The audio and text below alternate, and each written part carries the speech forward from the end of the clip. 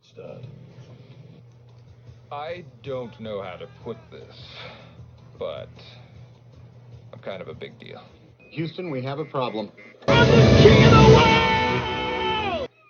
Do or do not. There is no try. Nobody puts baby in a corner. You're gonna need a bigger boat. Keep your friends close, but your enemies closer. I'm your number one fan. And here we go.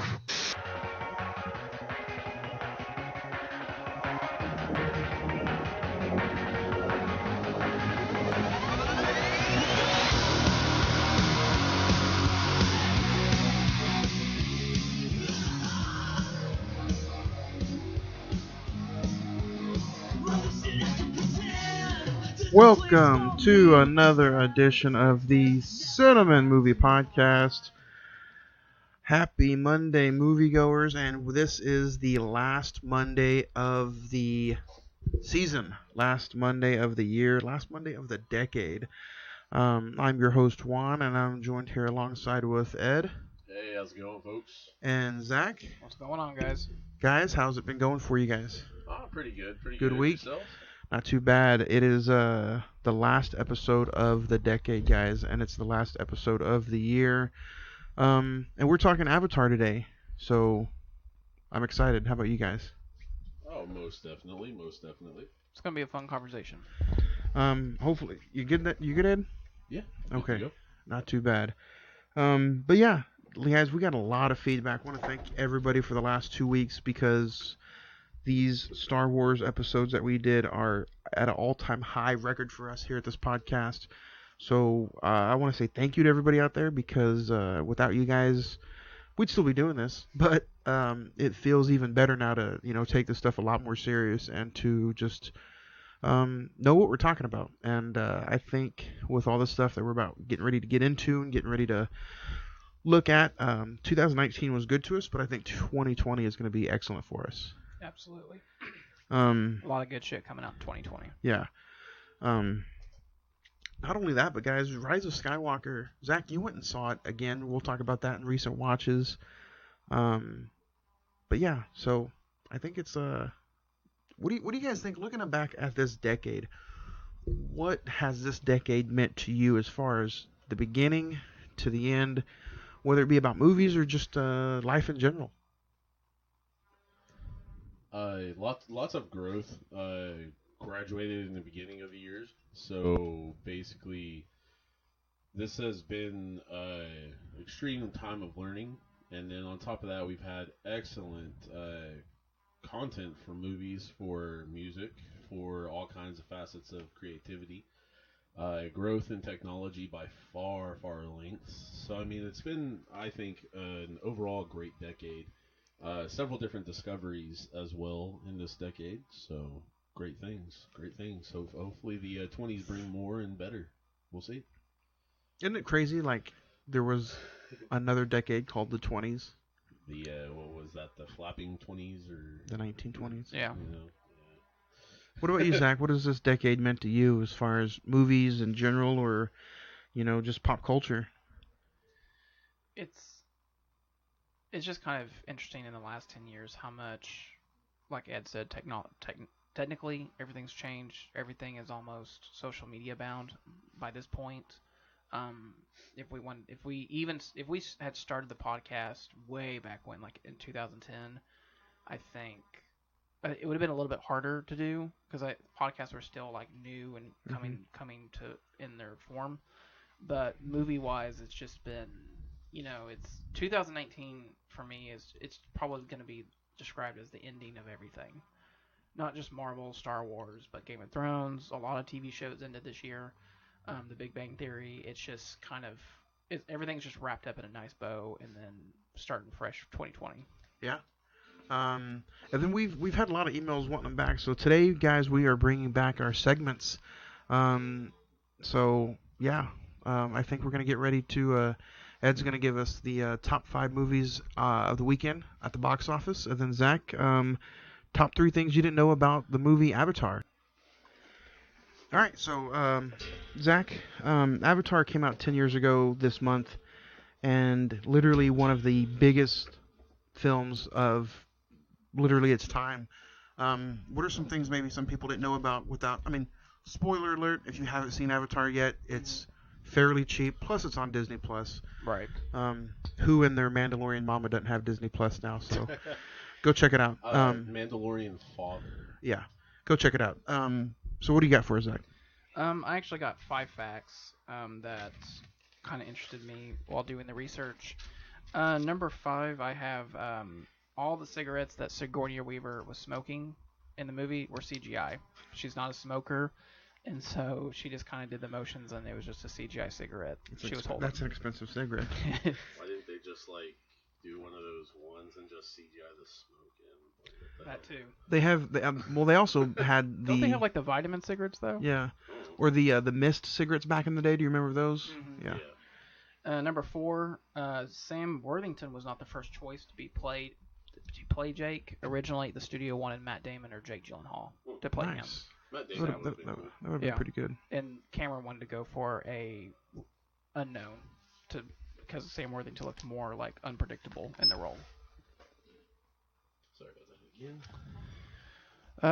Let's see. Number 3, Avatar was inspired by Disney. After James Cameron saw Pocahontas, he kind of came up with the idea of Avatar. That explains why the why storyline. it feels so Pocahontas-like. Or Dancing with Wolves. Number 2, I don't know if it was just me, but this is a fact, and I'm kind of curious to see if you guys pointed this out, was recycled Jurassic Park dinosaur sounds. Yeah, that's actually in the emails. We'll get to that. That's going to be fun. And then number 1, which kind of, I get Cameron's why he waited so long to make the movie because the visuals weren't there yet. But what really got him going was he saw Gollum in Lord of the Rings, The Two Towers, and he thought at that moment, yeah, it's time to make the movie. Wow. Well, I mean, with the technology they used for Gollum and the motion capture, yeah, that was really good. Plus, don't get me wrong, I don't remember his name. Do you know his name right offhand, the motion capture actor? Andy Serkis. Okay, so with Andy Serkis, I mean, don't get me wrong, that guy is used so widely. So widely, and he's like the godfather of motion capture. How has Andy Serkis not won an Oscar yet? Well, I mean, it's not just that, but I mean, it's like a lot of people for people who bend their bodies and all that use John David Browning for a lot of that. So I mean, the guy can literally fit in like a box that's like 20 inches by like 15 inches tall. Yeah. New trailers or anything you guys are excited about for the upcoming month, I guess? January's just a few days away. I know, Zach, you said you're interested in probably going to go see The Grudge. I might check it out. If you need some extra, opinions, I'll go with you. I mean, I'll go with you if you need a hand to hold. There you go. Right. There you go. We'll I heard we'll it's a lot more. It's a lot more bloodier than the last 2, or the last 3, I guess. We'll scream together. There you go.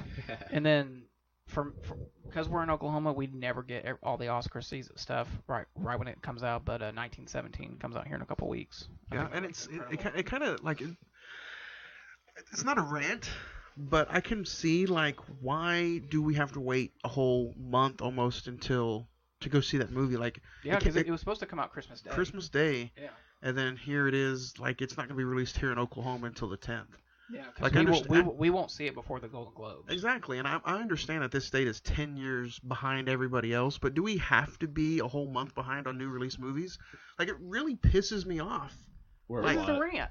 We're a flyover state. No one gives a shit about us. It doesn't matter as far as, like, who gives a shit about us. Like, we still get them. It's just I don't understand why does New York and LA get it before we do. I understand why they get it, and I understand why they deserve to get it. You know what I mean?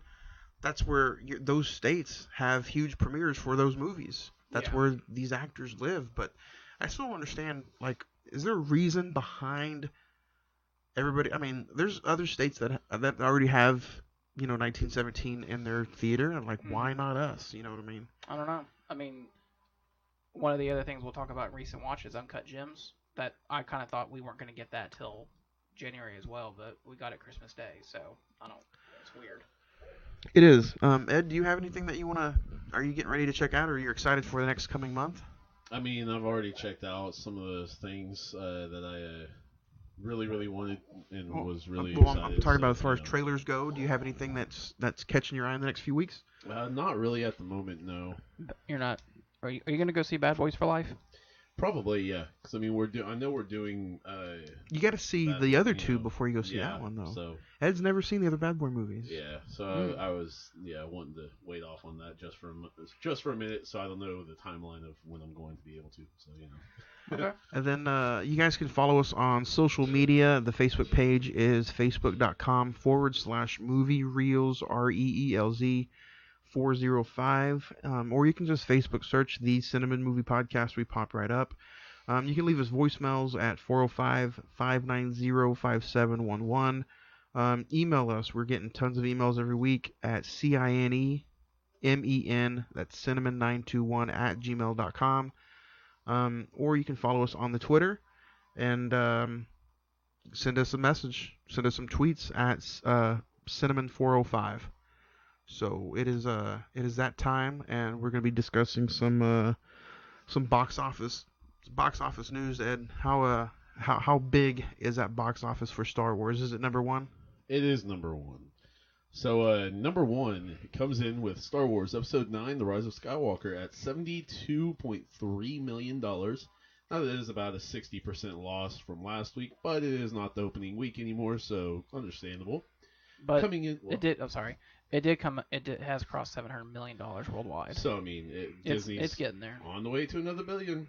Hey, the tax form's probably gonna look like a badass. Oh my God. Number two comes in at Jumanji: The Next Level. Wow. 35.3 million estimated, at least, dollars. That's a 33.2% gain, at least, from last week, so not too shabby.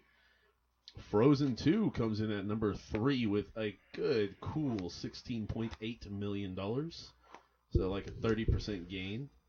Little Women is in at number 4 at $16.7 million. I might need to go see that. I kind of want to see it too. There you go. It looks interesting. And then number 5, the little 20th Century Fox Spies in Disguise, $13.35 million. And Spies in Disguise and Little Women are, if I'm not mistaken, new this week. Mm-hmm. So I guess number 1 and number 2, new at least, is Little Women and Spies in Disguise. But number 1 and number 2 of this batch that's in theaters is, of course, Star Wars Episode 9 and Jumanji: The Next Level. Is it bad that I feel like Spies in Disguise, like that movie, should get the Django Unchained treatment, to where they burn the movie in the actual theater because that's how bad it looks? No, a movie that looks terrible is Doolittle. Robert Downey Jr.'s new movie. But I guess when you're done with Iron Man, you just sign up for any and everything. But out of everything that you probably got to pick from, that's what you choose. Hey. Maybe he's seen something in it that was different than what we get to see, or, we'll see. Yeah. But let's talk some recent watches. You guys can follow the recent watches on the Instagram as well, for mine at least, and it's just one word, at Cine-Men Movie Podcast, and you can check out all the recent watches through that week.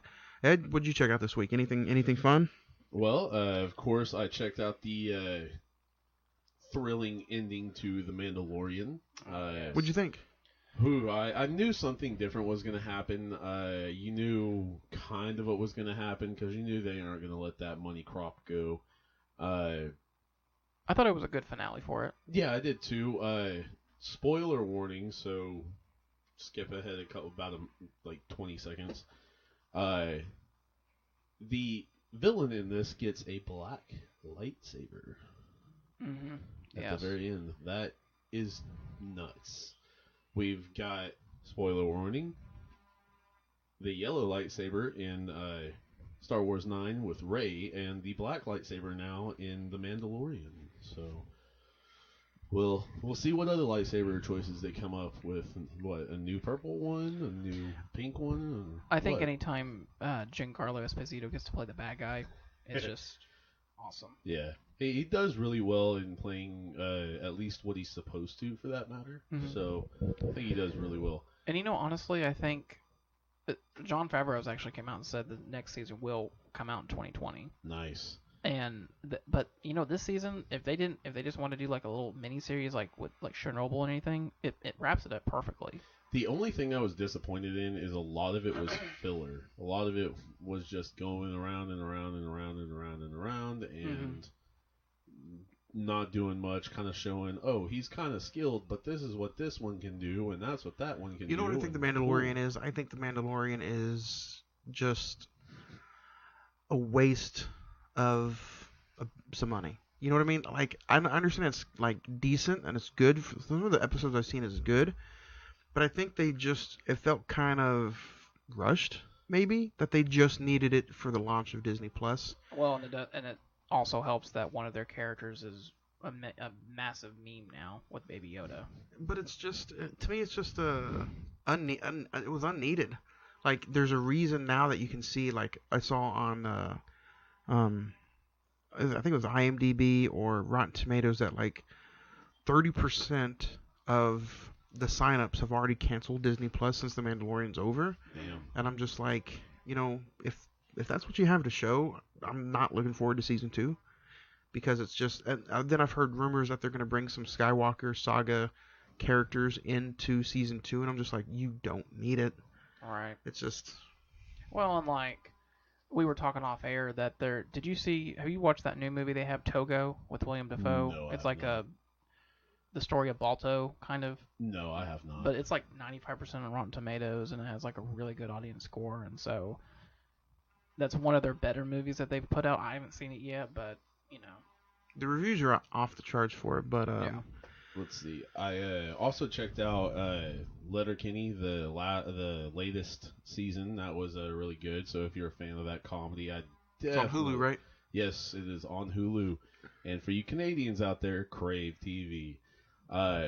So that brings me into another movie that I rechecked out again pretty closely after I've already first checked it out. Was Ready or Not. And the reason why I say that kind of connects is that for you Letterkenny heads out there, Mrs. McMurray, she took a girl's trip on season 7, so we actually get to find out that the girl's trip is actually, in Ready or Not. So, yeah, that's where she went, folks. But yeah, that just, and then of course I watched Avatar just last night, so that's about mine. So yeah. Zach, what about you? Check anything fun out? Like Ed, I finished the season of The Mandalorian. I watch every year. I always try and watch like a new Christmas movie that I haven't seen. Love Actually? No, not Love Actually. Oh, damn it. Die Hard. No, not Die Hard. I looked at that at the local Best Buy and was thinking about getting that for you, so you can relive that moment in our history, over and over again. Right. No, this one. Honestly, it's kind of been a good year for independent films, and there's this one called Feast of the Seven Fishes, which it's weirdest movie title ever, but it's basically a Christmas about movie? Yeah, it's about a slice of the life story that follows a large Italian family on Christmas Eve as they prepare for the traditional Feast of the Seven Fishes, reminisce about the past, and seek love in the future. Look, you gotta eat the salmon, then you gotta eat the tuna, and then comes the freaking, There you go. Hey, I gotta say, it is a little predictable. It is it's a nice little family film that I picked it up at the Barnes & Noble for I pre-ordered it for like $14 on Blu-ray, so not too bad. But hey, if anything, it makes you want to eat some seafood. That's it. But hey, it's a good film. I give it like an 8 out of 10. Nice. And then 2019 release? Mm-hmm. Yeah, really under the rug type release. Really, no one's even heard about this film. And then Johnny, we share a recent watch. We didn't go see it in the theater together, but right. I saw it on Christmas Day, and you saw it the day after or something. Yeah, yours is gonna cut right into mine. I see what I did there. Uncut Gems. Man. You want to talk about it first, because I know Sandman's your guy. I'm gonna end my recent watches with that, but recently I checked out Once Upon a Time in Hollywood again. It's my 4th view of the year, and You still like it, or is it kind of waned a little bit? No. Like, if anything, I think I like it a lot more because of the dialogue was just so fucking heavy. Mm-hmm. And then I think, you know what? I keep talking about Joaquin Phoenix and now actually Adam Driver going into my other recent watch, but I think Leo, like, he still deserves really, really big praise for that movie. It deserves a nomination. Yeah, because he's like 3 different characters in one, and then, but I think with it being a July release, I think it's going to kind of get forgotten about. It's nominated for the Golden Globes, so we'll see. By the way, Golden Globes is on Sunday, so we'll see how it plays out. And then I finished my Christmas movies by watching A Christmas Story and Four Christmases, and of course Christmas Vacation. And then I rechecked out Ad Astra with Brad Pitt. My first initial thought when I first seen it in was it June or September? September. When I was way off. When I first checked it out in September, I'm like, okay. That just shows you how tired you were. Man, I'm never doing that again. I initially gave it an 8, I think, and that's seeing probably 3/4 of the movie because I fell asleep in the theater. But now, after rewatching it on like 100% sleep, I would probably say that that's in my top 10 of the year. Nice. Brad Pitt, I think, should... Honestly, I liked him more in Ad Astra than I did Once Upon a Time, and that's really saying something. Check out Avatar. I had a doctor that I work with. He said it was like a mix of like 2001 and Apocalypse Now in space, basically. Yeah, I can see that. And then I checked out A Marriage Story. I didn't get to finish it, but I'm almost done with it. And without even finishing it, Adam Driver, oh my God. He's incredible. Yes, he is. That's So is Scarlett Johansson. Yeah. She's really good in it. If anybody's out there just kind of debating whether or not to watch it, it's on Netflix, but it's also, if you like Kramer versus Kramer, it's pretty much an updated version of Kramer versus Kramer. Literally an updated version. It's not original at all to me. No. Well, no, I was thinking of Kramer versus Kramer 2, and I haven't seen that. Even if you've seen If Macy Knew, it's kind of like divorce story. And it has 2 powerhouse performances, but it's not a feel-good film. Like, you're gonna come out like, oh. Well, no different than Kramer versus Kramer at all. I mean, that movie too is kind of just the same as that. Right. Uncut Gems. I've been praising Funny People my entire life since I've seen it almost 12 years ago. But if I had to pick one movie as far as to say that my favorite Adam Sandler movie, it'd probably now be Uncut Gems. And if you go back and listen to our Adam Sandler episode, I kind of didn't praise the man. I'll just say that. You kind of shit on him. Basically. Yeah. But like, it's in that episode where we were searching for Adam Sandler, and it's in that episode where I said, what the fuck, he's doing an A24 movie at the end of the year. And, man, it lived up to the expectation. Oh, absolutely. And I think by far this is his best performance he's ever done. But I still have a feeling that he's not going to get nominated. I don't know, man. And if he does not, you guys can rant. Yes. It'll be hashtag fuck the Oscars for the entire year of 2020. But you know what? I saw the movie at 8 o'clock in the morning on Saturday morning. Oh, tell them about your experience when you walked out of the movie. I walked out of the movie, and the girl next to me, as we were walking out, she was like, I don't know what the whole deal is about this movie, but it was just so overrated. All it was Adam Sandler screaming and cussing. At that point, I literally wanted to turn around and punch her in the face. And we don't condone we don't like violence towards women, but Johnny was almost toward the edge. Spare no expense. But the ticket was like the ticket admission was really good, but all in all, just kidding. Everybody's entitled to their own opinion, but this movie is really, really different as far as an A24 movie, and it fits as an A24 film. Not to mention the soundtrack is loved it. Yeah, it's like If the movie itself didn't have you tense and on the edge of your seat, the soundtrack did. And then I also want to praise Julia Fox, who plays his girlfriend in the film. That's her first movie ever. Yeah. Incredible. I like it. If anybody, The other thing that kind of upset me was even though I went at 8:30 in the morning, there's only 5 people in the theater. Movies like this, go see it, guys. You know, we praise this the entire year. Midsummer, Lighthouse, you know, Uncut Gems. If you know, and honestly, it just opened up this past weekend. Yeah. It's already in the last theater at the theater that I'm at. In the box office, it came in at number 7. Yeah. So it won't be there for much longer. Well, at the theater I went to, it was already in the last. It was already in the smallest theater, which means it's about to head out. But the thing was, like, we saw it Christmas Day, and it was packed. Really? Like almost every single seat was taken. Well, I mean, it was Christmas Day, so. True. And I did see. We didn't get to talk. I did see Rise of Skywalker again. I get what you were saying. After another viewing of it, it's kind of gone down a little bit. I mean, it was a 9 that I gave it, and then I think I brought it down to like an 8.5. So it was just kind of like the side plots and everything that I had a problem with the first time around was just kind of magnified a little bit more in this viewing. The best movies have an excellent rewatchability. Mm-hmm. So, but we're going to get ready to talk about that in our top 5, guys, because in this week's top 5, we are talking our top 5 movies of this past decade.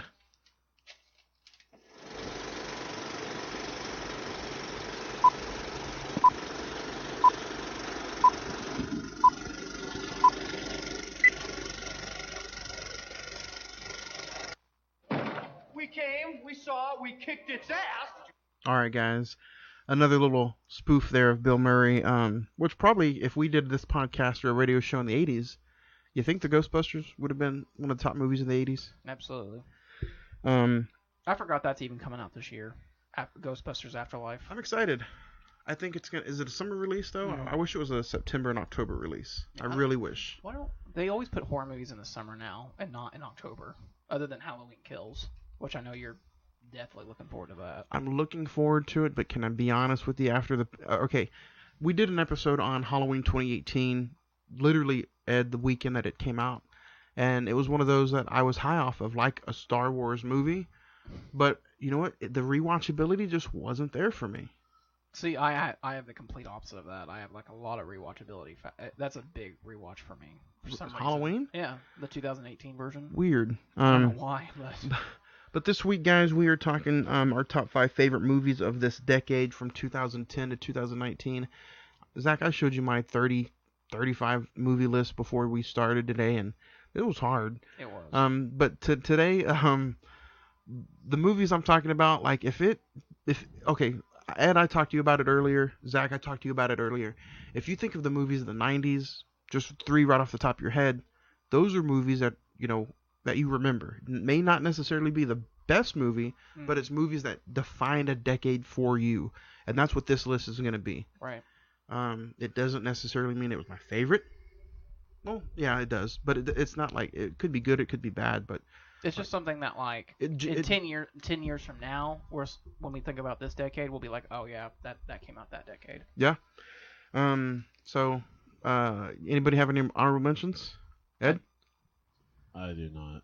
Zach? I do, yeah. I have a shit ton. It's going to be a while. You want to do yours go first? Go ahead and rapid fire through yours. So I have, for my honorable mentions, Harry Potter, Deathly Hallows Part 2, Blade Runner 2049, Dunkirk, Whiplash, and my official honorable mention is Gone Girl. It sounds like you said Dunkirk. Dunkirk. Hopefully. Well, no, we might be talking about in Christopher Nolan month.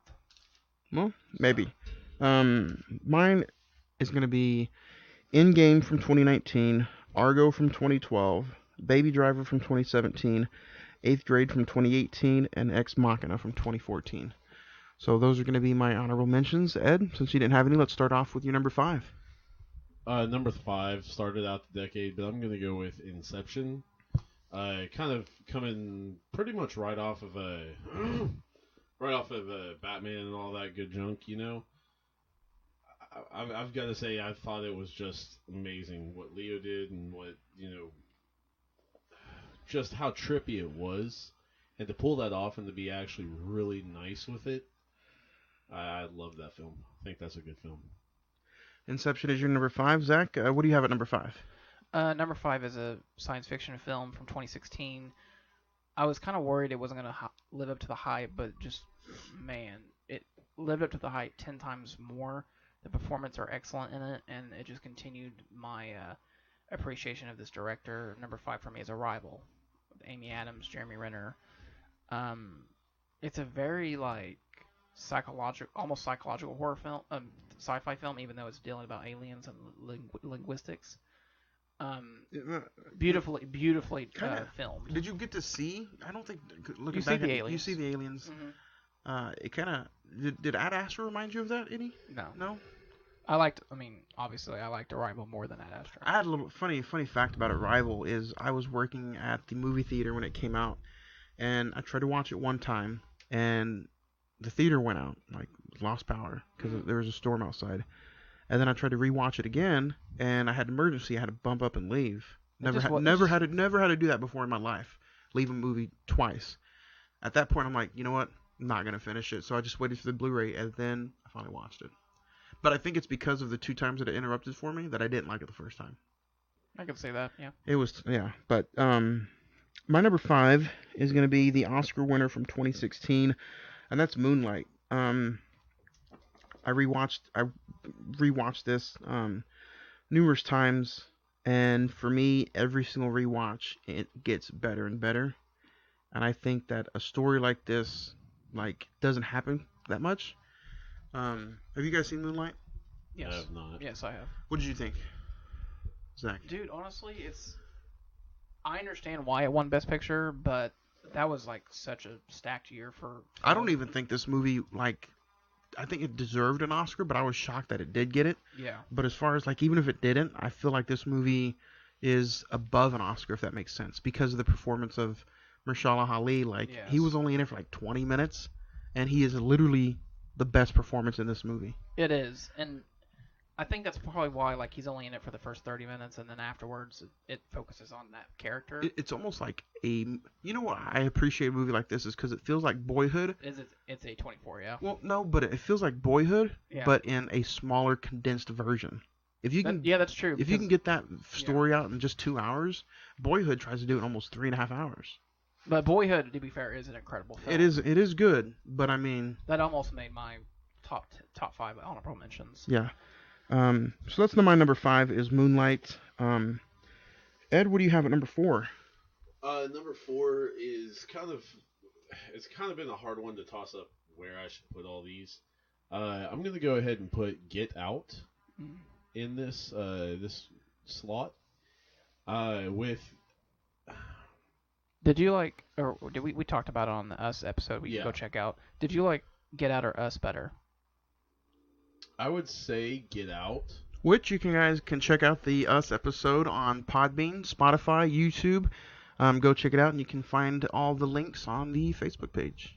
But I mean, don't get me wrong, both are great films. But Get Out was just a little more weird or intriguing, I guess. And for Jordan Peele to get out of his comedy zones and go into something like that, I thought was great. I'll say what you did. I'll say what you did there. Yeah. You know, but it was just so freaking weird that it to see that basically the transition. I think Get Out, like you said, I think it has it's going to get a lot more respect years to come just because of the subject matter and what it's dealing with. Yeah, I mean, don't get me wrong. Us is not going to get thrown under the bus no matter what, but to me, it just sticks out a little more. Right. Just a little bit. So, number 4 is Get Out for me. Zach, what do you got number 4? Number 4 is a film that I actually hated. I really don't understand what was going on with this film. But after I rewatched it, it basically almost killed at the Oscars in 2015. It's a 2015 film. The cast is great. The action in this film is unbelievable. The fact that they were able to pull this off is incredible. Number 4 for me is Mad Max Fury Road. Yeah. Nice. What would you say for somebody who is not a Mad Max fan, but they want to check that one out? Valhalla. Have you guys seen the original 3? Yeah. I haven't. No, You haven't? I haven't seen the original 3. Jesus. I went in and just watched Jesus, Fury Road. Jesus, I mean. I mean, the comparison is pretty good. Definitely a bit. Does it follow? Does it like pull over to Fury Road? Other than Immortum Joe, he's in all of them, isn't he?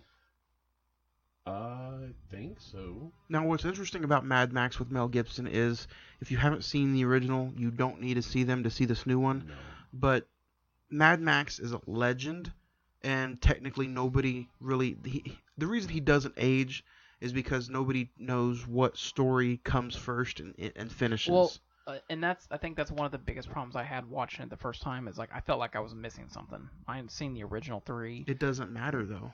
Oh, Like, so yeah. it doesn't. You can just go in blind. The first 3 go together, Mhm. but the thing that you have to realize when it comes with Mad Max is that this story could be told before the 3, after the 3, in the middle of the 3. That's just how Mad Max works. Like, it's a legend being told by a legend, from a legend to a legend, if that makes any fucking sense. So many legends. It's basically like Yoda telling the story, or Darth Vader telling the story to Yoda, telling the story to Luke. That's telling the not story how to it Rey. is at I mean, all. You know, No, 100%. that is not how That's it is at all. Perfect. I No. mean, it's parallel right there. No. Generally, the story of Mad Max is just somebody telling people a story of Mad Max, so nobody really knows how old he is. And George Miller. He's probably already in the ground, so. What do you No, mean? I'm sorry, in the dirt. Oh. Well, I mean, George Miller said he's going to make another one, which I don't know how you Isn't can George pull it Miller off. like 90? I mean, It's it's like in been the like, 70s, what, yeah. 4 or 5 years? 2015, so yeah. The But, hell? yeah, Mad Max Fury Road's my number 4. What's your number 4, Johnny? Number 4 for me is going to be The Dark Knight Rises from 2012. This is still going to be an episode one day, and it surprises me that this movie is almost 3 hours long. It does not feel 3 hours to me whatsoever, but it's the epic conclusion of Christopher Nolan's Dark Knight trilogy, and man, to me, as far as any superhero movies go, these 3 are at the top for me. Christian Bale, Tom Hardy, Anne Hathaway, Christopher Nolan. It's crazy how the third film is like, it's not revolted, but like, it's not as well received as the first 2. According to some of the scores and the reviews, the first one is kind of the worst compared to the 3. But I don't know why The Dark Knight Rises gets so much mixed reviews about it, or mixed thoughts. Because I mean, the only issue I probably had with it is the way Bane and Tom Hardy went out. The way Tom Hardy went out in the movie, like Bane goes That's out, it. yeah. But yeah, Dark Knight Rises is my number 4. Ed, what do you have at 3? Number 3, I'm going to put Tom Hardy on the list. Or, I'm sorry. Tom Holland. I'm sorry. I'm going to put him at number 3 with Spider-Man Homecoming. I thought this was a great addition to the Spider-Man universe, no matter old, new, whatever. It was nice that you didn't have to have the origin story. We all know. We didn't have to see Uncle Ben die a 3rd time. It's cool. We get it. He died. And, yeah. Yeah. So, actually, I think we've seen him, what, a 4th time with Spider-Man Spider-Verse? Yeah. Yeah, so, yeah. But, yeah, I thought it was great, especially now because you've got such a young actor. This kid could literally pull off Spider-Man for the next 20 years if it really gone that far. And the fact of the matter is that, after, Spider-Man Far From Home, he pretty much drunk called the CEO of Disney and got Spider-Man back into the Marvel universe. So I thought that was really cool. Made me respect him a little bit more. Not because he got drunk and called his boss and cried to him about it, but because he actually does care about the character. I thought that was really nice and really cool. So I've got to say, to have that kind of a guy playing Spider-Man, or even one of the characters for that matter, is really nice, really cool, and I just think he's kind of going to become a bit of the leader here on out. I mean, I know they'll probably more portray probably Captain Marvel, Thor, and Nick Fury as the leaders officially, but I mean, I think he's got a long road to have tons of content put out for it. So Well, and Tom Holland's career's like soared. I feel like he's in everything now. Oh yeah, I mean the kid is talented. The guy is really, really on a hot streak right now. So yeah, I can't wait. Can't wait. My number 3, Ed, you had it in your top 5. Inception. I'm pretty sure we're gonna do an episode on it in July with Christopher Nolan month. So I'll just say my thoughts. But like you said, Ed, it's just a twisty, turny, melt your brain, Trippy. yeah, type of story, and I think it's one of Nolan's best films, and Leo, and once again, he knocks it out of the park. Christopher Nolan has to be high on acid the way he writes his movies. Memento, Inception. Shutter Island almost feels like a Christopher Nolan movie sometimes. And then, I mean, don't get me wrong, you can't forget, what was it? The Prestige. The Prestige, as well as Batman with Scarecrow. I mean, Batman Begins. That would have been trippy right there. And one that I feel like kind of gets overlooked, Interstellar. Yeah, that's very true. With Murphy's Law, oof. Yeah. My number 3 is going to be a movie that actually turns 10 years old in 2020, and it's going to be from 2010's Social Network, starring Jesse Eisenberg, Andrew Garfield, Justin Timberlake. This movie is directed by David Fincher, and we did a David Fincher movie this year, and I think The Social Network is just one of those movies that the dialogue is so great. And then the story, just the ruthless story of those millionaires who essentially became billionaires. Yeah. And it's something that everybody on the face of this planet besides Zach uses every single day. Basically. One of like 3 people. Yeah. But I think that might deserve an episode because I haven't seen that in forever. It'd be really, really good. It's definitely on I rewatch it continuously, and it's one of those movies that when I did rewatch it a few months ago, I'm like, this movie, there's a lot you can talk and argue about with this movie, and I think it makes a fun, debatable movie, and I think it will be something that we cover soon. So, number 3 for me is The Social Network. Ed, what do you got at number 2? Number 2, I'm gonna put A Quiet Place in this one. John Krasinski, loved him on The Office. Was my favorite character, of course. Loved Jim Halpert, or his portrayal of Jim Halpert, for that matter. And then all of a sudden, kind of went quiet for a little bit here and there. And then out comes A Quiet Place. And man, holy shit, that I didn't even know. Like, the trailer confused the hell out of me for a second because I thought it was something totally different. Well, once I seen the movie and knew what it was about, I was just ready for more. I was ready for, everything else to get answered and, questions. So, and we are getting part 2 in March. So exactly.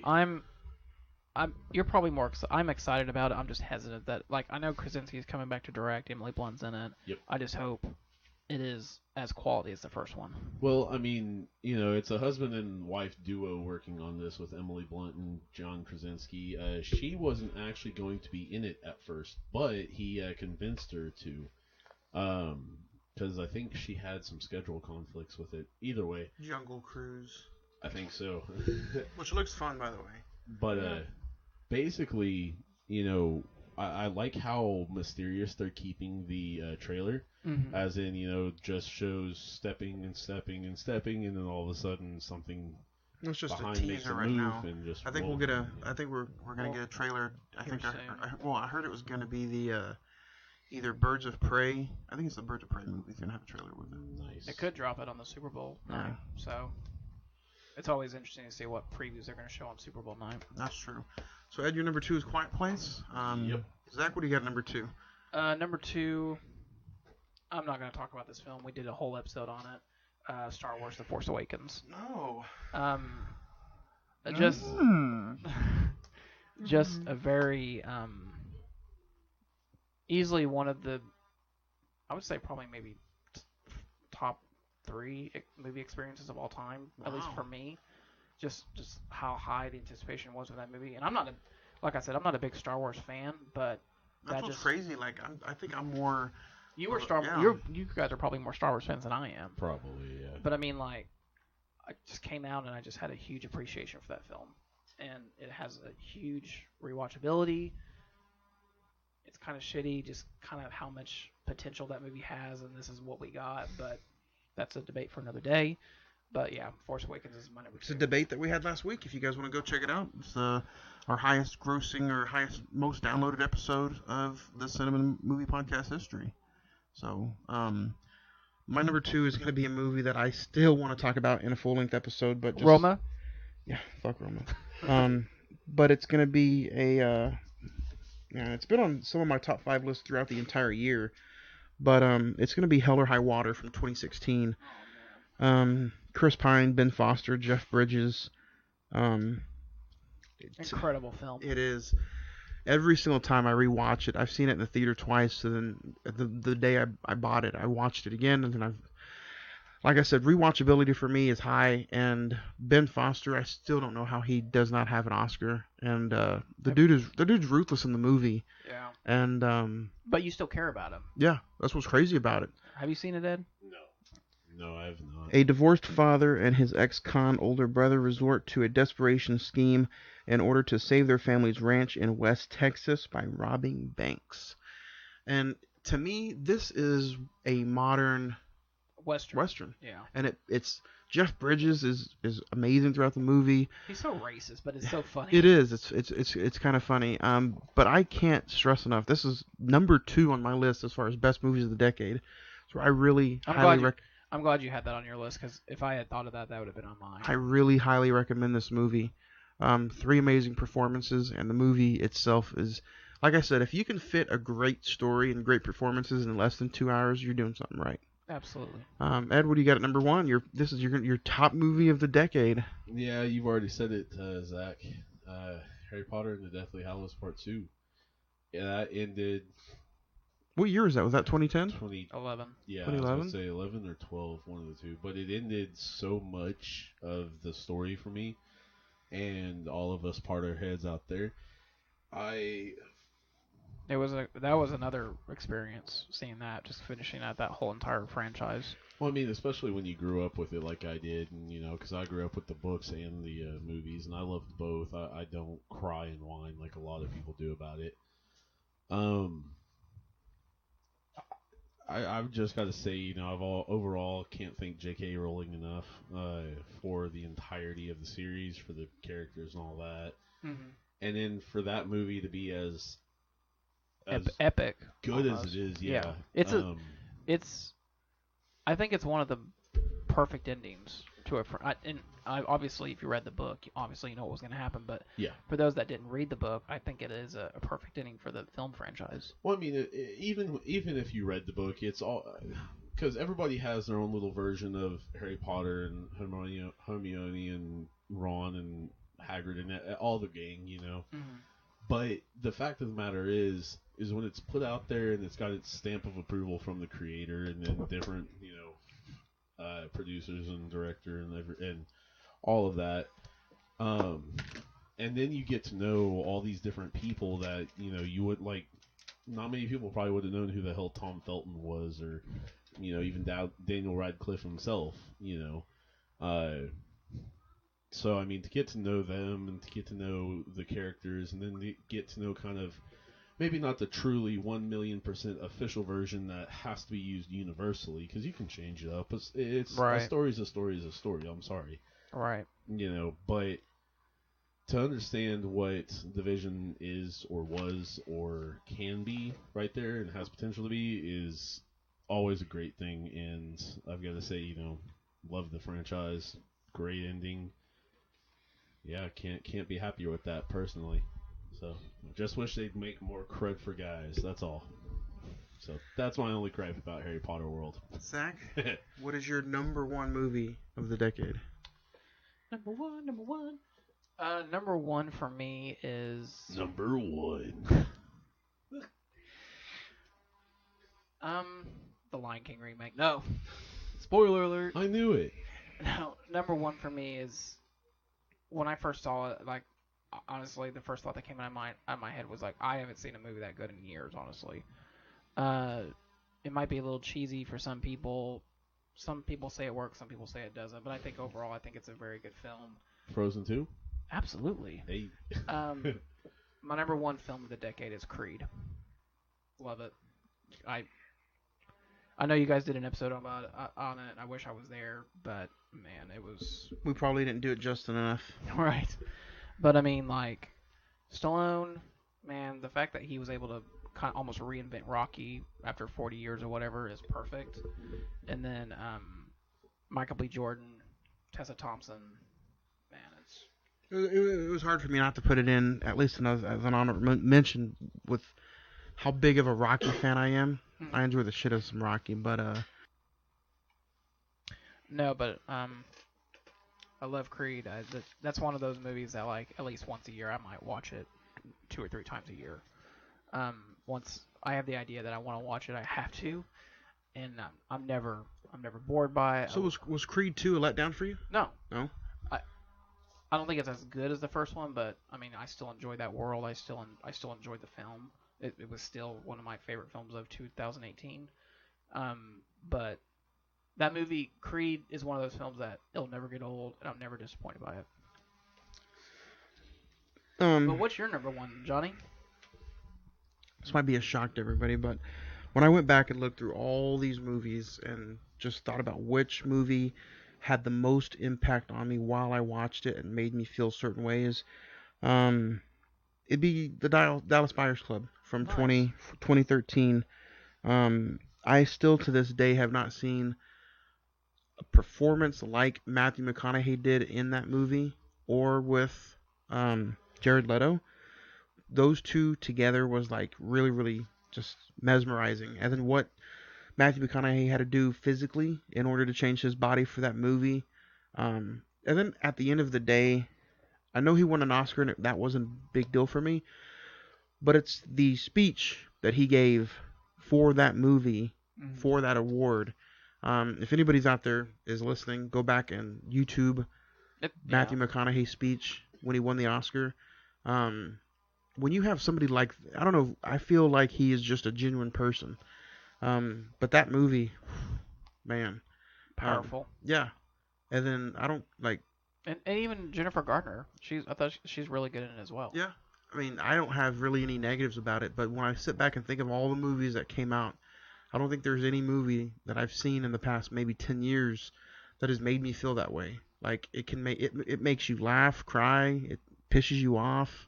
You hate the guy, and then you come to care for him. Yeah. So it's one of those movies that's just a big deal to me. So that's what I would say. I mean, and to be fair, guys, you know, if there's a movie out there that we didn't mention,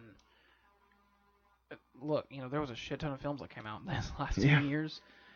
If we could do a top 20 of the decade, I'm sure there'd be a lot more stuff that would. I mean, I don't know about you guys. I don't know how long it took you to, you know, think about all the movies and put them in a list and then nail them down to just 5.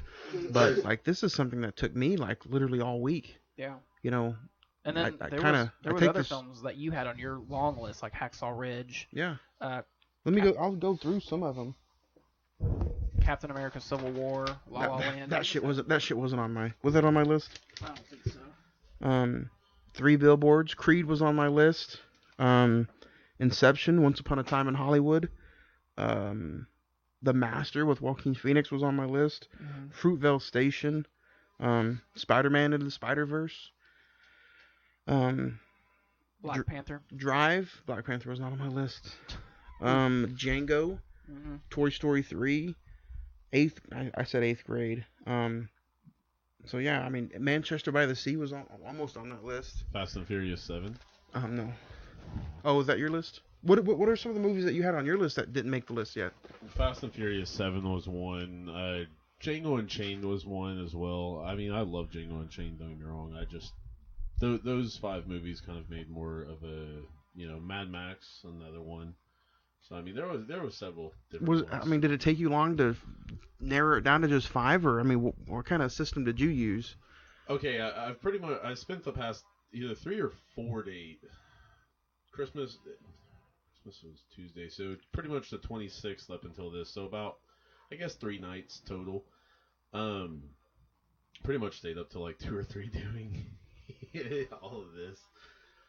Pretty much, I've got to say, you know, which movie I enjoyed the most. You know what I mean? Because don't get me wrong, it doesn't matter what. To me, I kind of feel Oscars are a little overrated, personally. But if I can enjoy a movie and I can watch a movie several times, Guardians of the Galaxy 1 for that matter. I mean that's a huge movie in my eyes to me. Yeah. Just because I mean there's several personal reasons, but on top of that, I did think that was a great mix of comedy, seriousness. That's what I was surprised. Like, I don't think any of us had a Marvel movie. I mean, I had Endgame in honorable mention, but that was it. I mean, most of the Marvel movies are great events and all that, but I mean, don't get me wrong, they just are. It's not something you want to, unless it's something that you love, like Guardians. It's not something you want to go back and rewatch. Well, yeah, I mean, they do. I mean, the rewatchability is really good too, though. Mm-hmm.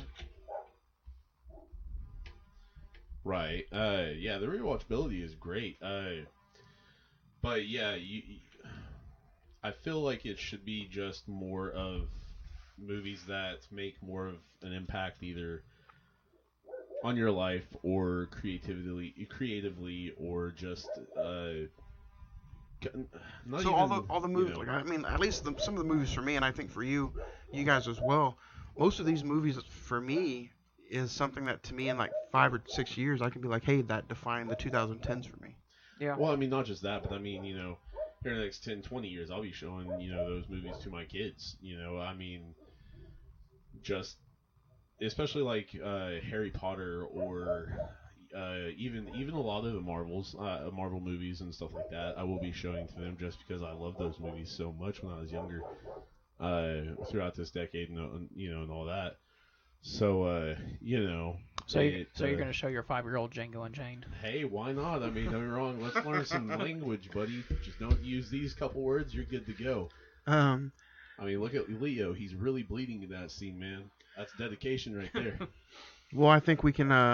We'll definitely talk about the decade on future episodes to come. Speaking of future episodes, before we get ready to talk about it, next week was going to be the best of 2019 awards show, but I think we're going to move that to the 13th. So at least me and Zach can go see 1917 before we, say what's the best and what's not. Yeah. But it also gives us a little bit more time to watch a little bit more movies from 2019. Because you're wanting to see if you were able to Ford versus Ferrari and Knives Out. Yeah. So it just gives us a chance to give us a little bit more time to get our thoughts together. So next week's episode is going to be Book of Eli. And then the week after that, on January 13th, we will do the awards show. Which means we are literally taking all 11 categories, but we're making them our own. We're switching some up, and I'm going to announce, our awards and what is, to us at least, the best and not the so best. Yeah. So it should be fun. I'll go ahead and run through right quick. Next week, January the 6th, is the Book of Eli. The award show is January the 13th. January the 20th is Casino Royale. And then the 27th, ending January with Taken. And then next week, Ed, is the Bad Boys bonus episode, which we'll release next week. So, but today's movie is Avatar, the biggest movie of 2009 in some minds, and that's what we're stayed that way all the way till Endgame. That's what we're talking about today. So this week we are talking all things Avatar from 2009. It had a $237 million budget, and it grossed $2.79 billion. God damn. Avatar, or IMDb has it at 7.8, while Rotten Tomatoes is at 82%. So guys, I'm gonna ask, round table discussion. What was it like the first time you seen Avatar compared to this recent watch? Ed, we'll start with you. Wonderful CGI, great views, great colors, great feel. I mean, you can tell it's drawn a lot from native culture beliefs, as far as what I understand of them, for that matter, which may not be a lot at all. As far as I don't know, part of me is scared that if we ever do find a planet with beings on it, that's going to kind of be one way it goes down. So what did you think about it the first time you watched it? Did you get to check it out in the theater, or did you just... No. How'd you come across it? Actually, DVD. Just bought it and watched it. And yeah, like I said, beautiful colors, amazing imagery. Did you like it at first? Yeah, definitely. I've liked it. I'm not like the greatest fan of it, but definitely I'll watch it anytime it's on. So this recent watch for the podcast, did you like it a little bit more, or were you just kind of? I mean, kind of same. It's always a good watch. It's definitely nothing to sneeze at. It's not too long. It's really not. Yeah, I was gonna say it flies by. Yeah, I was about to say it is a long movie, but it's not. It doesn't drowning. feel. Yeah, it doesn't feel 2 hours and 40 minutes. No, and I mean, because you can imagine yourself being on one of the. I can't believe I've already forgot the name of the animals, but one of the like flying animals, the pterodactyl types. You can imagine yourself being on one of those. That'd be a brilliant experience. Zach, what about you? The first time you seen this, compared to the recent watch for the episode? First time watched it at home. I didn't get to go see it. I didn't see it in the theater, even though it was like hyped up like for hell and ever for people to go check it out. Saw it at home on a DVD. Wasn't even Blu-ray, and really, first time I saw it, I was like, really? That was all the hype? That's it? Was that the last time you seen it? Yeah, I've really not seen that movie till this viewing. Wow. So it's only my second viewing of it. Nice. So. What an asshole. Compared to, what did you think about it rewatching it for the episode? I like it a lot more. Really? Yeah, I like it a lot more than the second time. I don't know. I guess maybe it was, like you said, it was just very beautiful to look at, and the graphics are incredible. CGI is amazing. I guess it was just on a DVD, and I watched it on Disney Plus this time, and the HD quality was out off the charts. That's what I was gonna say. Like my first few times watching it throughout the last 10 years was just an okay, but it seems like since this podcast has been going, and since maybe my rewatch mind has evolved over the past few years, I don't know, but I'd have to put it in the same perspective as you, Zach. I really enjoyed it this last time around, and I appreciate for what he gave us, and appreciate the timing of the movie in 2009 compared to, anything else that really came out that year. Yeah. Or anything that came out, from that 2000 to 2009 decade. So yeah, I heavily enjoyed it this last time around, and even though some people complain about the length, like to me, it's like it flew by. No, like I broke it up into two parts just because I started watching it late. It's 2 hours and like 43 minutes. Mm-hmm. I stopped at like an hour and 40 minutes. Like it goes by that fast. Yeah. And I always take notes for the show, and I didn't start taking notes till like 30 minutes into it. Yeah. Like I was so drawn into it. Yes. I was just like, wow.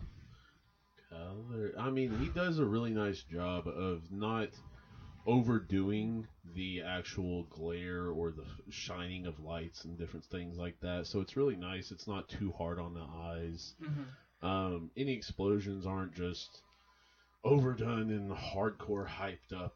Michael Bay, yeah. Which But it did have a December 18th release of 2009, and it stars a pretty good cast, I think. Sam Worthington as Jake, Zoe Saldana, Sigourney Weaver, Michelle Rodriguez, Stephen Lang, Giovanni Ribisi, however you pronounce that. I probably butchered the shit out of it. But I think the cast is really, really strong. Mm-hmm. And Sam Worthington is a guy who I think doesn't get talked about as much, but actually he hasn't done much since, he kind of blew up a little bit after this movie. Yeah, because he had like Clash of the Titans and Wrath of the Titans and Man on the Ledge, and he was in Hacksaw Ridge. Yeah, but that's exactly what I was about to bring up. Like he was good, really, really good in Hacksaw Ridge, but he doesn't have those big starring leading roles anymore. No. He was in Everest. You remember that? I remember that. Yeah, it was a pretty good movie. But and then after this, Zoe Saldana just blew the fuck up. Yeah. She had movies like Columbiana. We know what she did in the Marvel movies. I think she was even in Takers. Maybe, I think. And then I think like one of her first big roles was the first Pirates of the Caribbean. Yeah. So, and obviously, this movie was huge the year it won, 2009. The Hurt Locker won Best Picture. But this movie wasn't ignored, obviously. It was nominated for Best Picture, Best Director, Art Direction, Cinematography, film editing, original score, sound editing, sound mixing, and visual effects.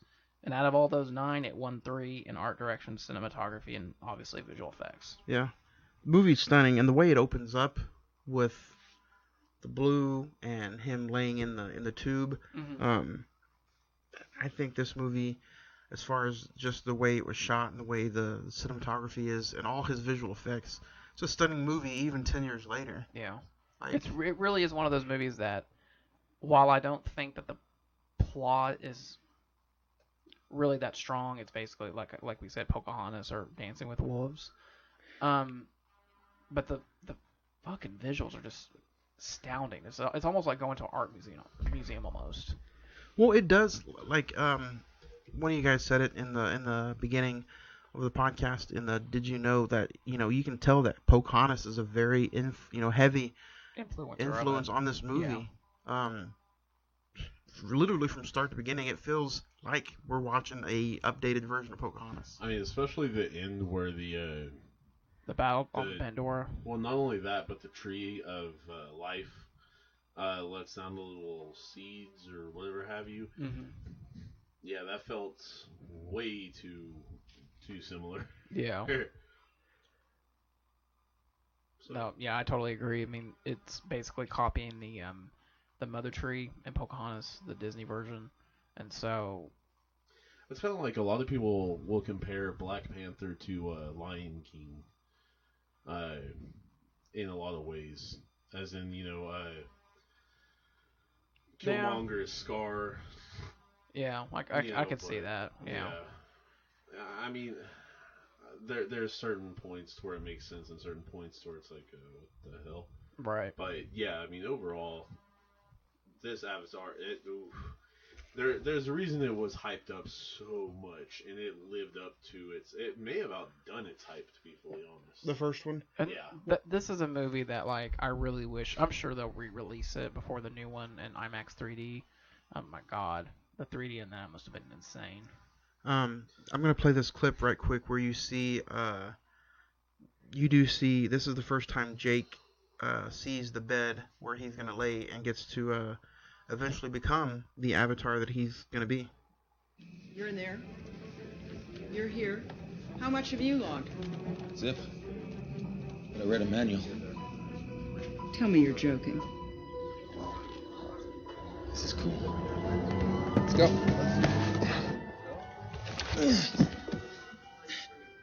Don't. Got this. So you just figured you'd come out here to the most hostile environment known to man, with no training of any kind, and see how it went? What was going through your head? Maybe I was sick of doctors telling me what I couldn't do.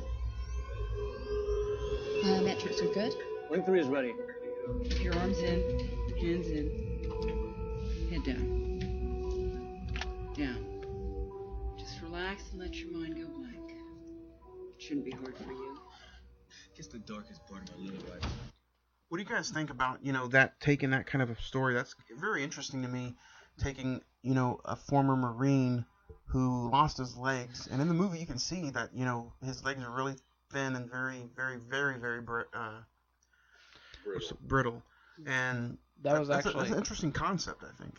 Yeah, that was actually one of my other, I was going to pick for my facts, was that those were just prosthetic legs. Sam Worthington's legs he had, like, behind the wheelchair as much as he could, and those are actual prosthetics that Marines use when that lose their limbs. Look, watching the movie after those, they look real. Well, I thought it was CGI'd. Yeah. Oh, so. Yeah. Everyone thinks that they are CGI'd, that they're not. They're prosthetics. See, don't get me wrong. That's props instead of realism and props instead of CGI. But the one thing I've got to say that I think they kind of contradict themselves on in small little points like that is she looks at him kind of as an idiot. Well, you had no training. You know nothing. Bitch, I'm a former, or not a former, I'm sorry. Bitch, I'm a Marine. Like, what the hell? Yeah. Like, I'm sorry, but the Marines are one of the highest forms of combat you can actually go through. So, I'm sorry, but what do you know? Physically and all that, he's more ready than you think. She's ready to have legs back. I mean, damn. Well, yeah, but that's the whole point of like the movie is like, you know, she's just a doctor. She's trying to tell a soldier who technically, you know, has been told no since he's been injured that he can't do something. Right. So at that point, the moment the movie starts off, you're gonna have everybody in the movie tell him he can't do something. Which, yeah. I do think that the VIP of the film is Sigourney Weaver. I think she knocked it out of the park with her performance as, you know, kind of like you said, the smart-ass doctor who doesn't trust Jake at all, but then comes to realize that she actually does need him. That he actually knows that people better than she does. Yeah. And ever will, for that matter. Yeah. So, I mean, he basically becomes one, literally. So, like, come on now. Did you guys think that, I don't know, maybe it was just, I was watching it on Disney Plus or whatever, but did you guys think that some of the action was really, like, fast-cutting? Like, the way Jake was running through the forest and everything? And then the, Thanatter attack, that giant, like, leopard-looking lizard thing. Right. It was just, for me, it was just kind of like, I was way back in the room watching it, but it was just kind of, like, jarring at some points. Did anyone else feel that way? I mean, it kind of wants to take you on that journey or that ride with it, basically. Like, you know? throw you into the movie? Kind of. It's kind of like the one movie where he was walking on a tightrope. Above, like... Man on Wire? I think Is so. that it? Yeah. With Joseph Gordon-Levitt? I think so. 100 stories above and all. The Twin Towers, yeah. Yes. I mean, it's basically... The Walk. I'm sorry. It was The Walk, yes. yeah. It's basically kind of the same thing with that, because there was a lot of people that kind of got motion sickness in that, you know, just from looking on the screen. So. Tremendous movie, by the way. Same director who directed Forrest Gump. Yeah, Robert Zemeckis, yeah. Did you have that experience? Did you feel kind of jarring during some of the action sequences? During Avatar? Yeah. No. Okay. I actually did see this too in 3D when it came out, and it was just Was it everything that they talked about? It was good. Don't get me wrong, but the best movies and that's kind of why I think 3D died. Yeah. Because not only do you have to use certain, you know, cameras and 3D effects, but literally the last movie I saw in 3D was Warcraft, and it was the 3D effects in that movie was terrible. Right. Yeah. Well, I just saw when I saw Star Wars over the weekend, I saw it in 3D, and it was actually pretty good. Which one? The Rise of Skywalker. It was in 3D? Yeah, it was. I saw it in 4DX 3D, so I was all over the theater and things just thrown at my face. But I think that the one of the problems I have with the movie is actually James Cameron. How's that? Meaning that, like, he's a director with tremendous taste, don't get me wrong. Terminator, Terminator 2, Titanic, this film, True Lies, Aliens. He has a tremendous filmography. I just think he's so cocky. Pretentious bastard. He is. It's just like, yeah, we're going to create all new technology for Avatar 2, and he's like, he says that he has like 5 sequels in the works or whatever. I'm just like, dude, you need to focus on Avatar 2, see if it's successful, which I'm sure it will be. But I mean, like, let each movie breathe. Otherwise, you're just going to burn this to the ground. I mean, if this is... I've seen this on the Wrap.com, but if this is true, they've got it slated until 2027 with 2, 3, 4, and 5. Yeah. And 2, I think, is 2021. Yeah. And they pushed that movie back like 3 times already. It's supposed to come out this coming year, 2020, but now they pushed it back to 2021. So, I mean, to be fair, who knows if that list is hyper true? You know what I mean? Like, Well, I know for a fact that James Cameron physically came out and said he is not gonna direct anything unless it's an Avatar movie. He might be an executive producer on something, or he might help back something up, or even like what he did with Terminator Dark Fate. Or he might even write a script, but he is not gonna direct anything unless it's an Avatar movie. And that's what makes me mad is that, like, yeah, you're tremendous. Yeah, don't get me wrong, you're a tremendous filmmaker, but dude, you're like 60 or late 60s. Like, is that what you want to do the rest of your life? I mean, he did kind of want to do that with Terminator. Like, he only wanted to direct Terminator movies. And I can see where that kind of went downhill fast. Mm-hmm. But, I mean... Like, what if he gets all the way through... He gets through Avatar 2 and, I'll argue this point. it would be it would kind of feel worthless if it was maybe not a success. But dude, looking back at it, Avatar changed the game. Avatar was a huge motion picture success. Not only was Avatar a theatrical event like an Endgame, but it was a well put together piece of art that got nominated for Oscars. It got nominated for awards. The cast is amazing. I truly thought when that movie came out that was going to be the best picture of that year, honestly.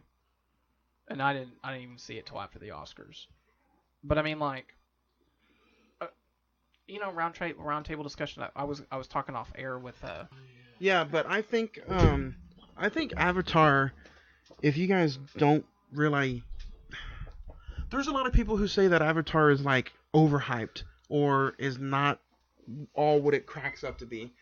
What would you guys say to somebody who, now that is, it initially, unless Judgment Day happens to us soon, Avatar is going to live a very good life on Disney Plus. What would you guys say, to somebody who says, "Oh, it's overhyped, it's not that good, or it's just not my cup of tea"? Step off, bitch. No, in reality, I would say just give it a chance for the visual effects. Just the stunning visualness of it. I mean, don't get me wrong.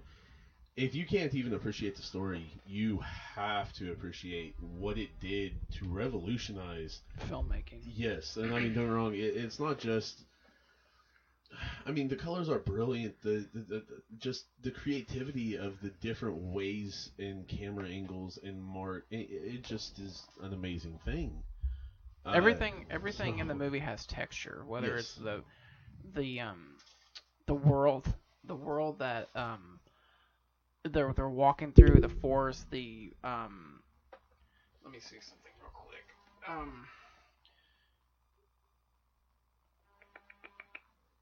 The floating mountains, the floating mountains of Pandora looked phenomenal. I mean, insane. Really crazy for that matter. The things it did to open up different possibilities in the future. Because don't get me wrong, I don't think you'd have in-game looking as good as it did without this 10 years beforehand. Yeah, I would agree with that. Magnifying and hyping up right on top of that. Because, I mean, don't get me wrong,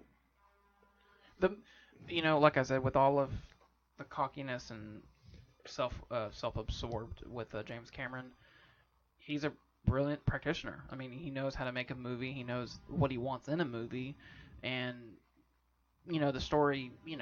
Like I said, like we said, it's Pocahontas basically with blue people, but it's brilliant. And I mean, don't get me wrong. In the official words of Kid Rock, it ain't cocky if you back it up, man. I mean, this guy comes in, backs it up, and says exactly. Look, and like I said, if we're doing the show when Avatar 2 comes out, and it's one of the best movies ever, I'll come out and say it. It's incredible. He could even wait 5 more years for Avatar 2.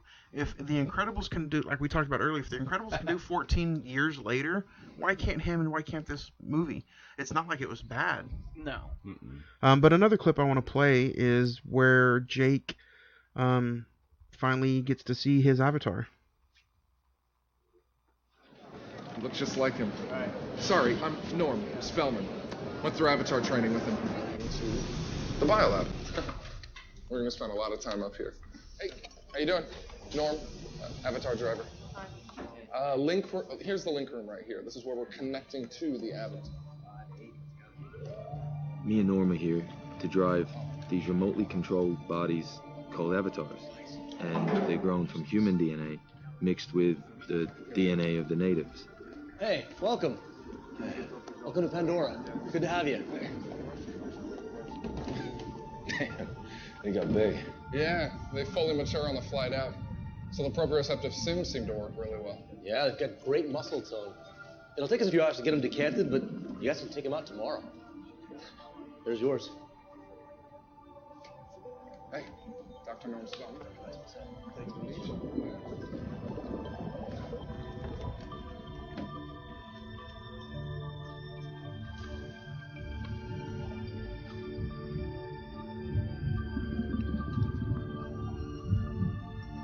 I want to say right now how kind of creepy it is for Jake to wheel himself right next to the avatar and you can almost see the way Jake looks at the Avatar body.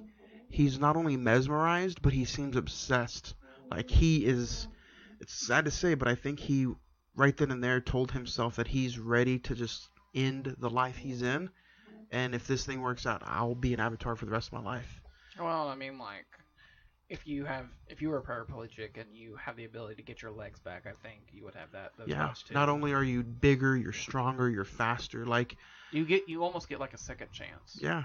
Then looking at it the second time around, I never realized how obsessed he was with this Avatar until this last rewatch. Well, and there's that great sequence after he actually gets transferred into the body, and he just like breaks loose out of the lab and starts running out of the building and everything. I think that's a great like reactionary scene.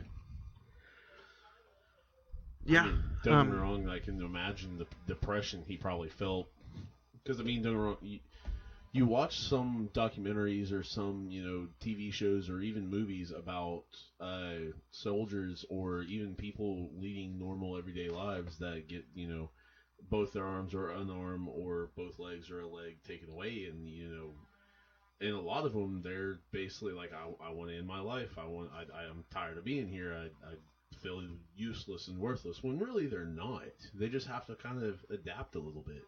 That's all it really is. And this is his way of, oh shit, I can adapt. I can overcome everything and be, kind of deal. So I mean, that's probably the first thought that came into his mind was like, dude, this is, like y'all just said, this is another chance at a phenomenal life right here. So now that you guys know that Disney technically owns 20th Century Fox and Avatar, so are you telling me that the second one is Disney greenlit, or how is this going to work if it's almost, pretty much wrapped up? Is this is going to be a Disney release then? Avatar 2, right? Yeah, pretty much. Yeah. So because I think all the other sequels that he wanted to do is now going to have to be greenlit by Disney? I think they're already greenlit, and like they've released all the technically the titles for the films. I don't know what they are offhand, but I mean, they're basically greenlit, like, from 20th Century Fox, and I think Disney has said, yeah, I mean, go ahead and do what you want to do.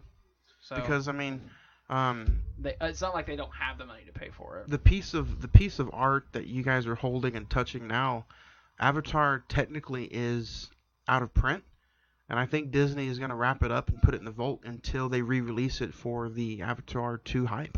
And the only way you can watch it now is on Disney Plus. Yeah. So, I mean, looking back at some of these scenes, though, they are beautifully shot. What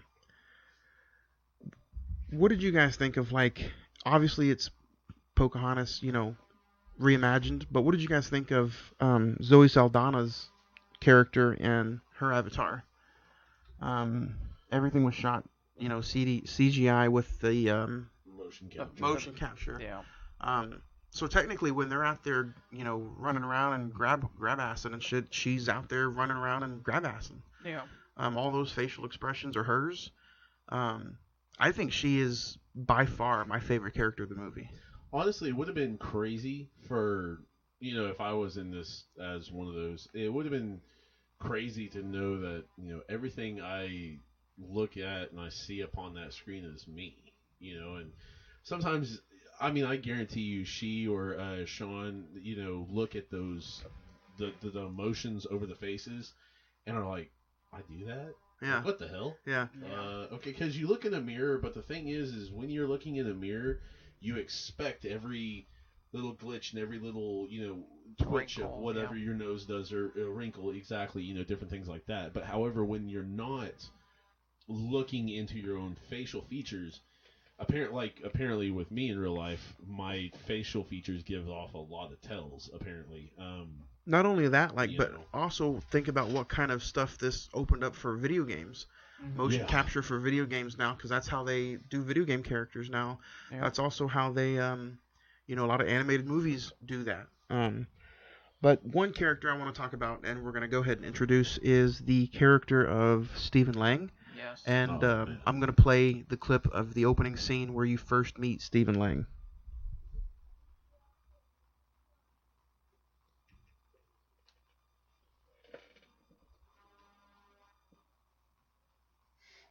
You're not in Kansas anymore. You're on Pandora, ladies and gentlemen. Respect that fact every second of every day. If there is a hell, you might want to go there for some R&R after a tour on Pandora. Out there beyond that fence, every living thing that crawls, flies, or squats in the mud wants to kill you and eat your eyes for jujubes. We have an indigenous population of humanoids called the Na'vi. They're fond of arrows dipped in a neurotoxin that'll stop your heart in 1 minute. And they have bones reinforced with naturally occurring carbon fiber. They are very hard to kill. As head of security, it is my job to keep you alive. I will not succeed. Not with all of you. If you wish to survive, you need to cultivate a strong mental attitude. So this guy is ruthless throughout this whole damn movie, and I think he matches the character perfect. I think that's almost perfect casting for James Cameron. Yeah. I mean, it kind of reminds me in a small way of Sergeant back in Full Metal Jacket. You know, it reminds me of him a lot. Arlie Emery. Yes.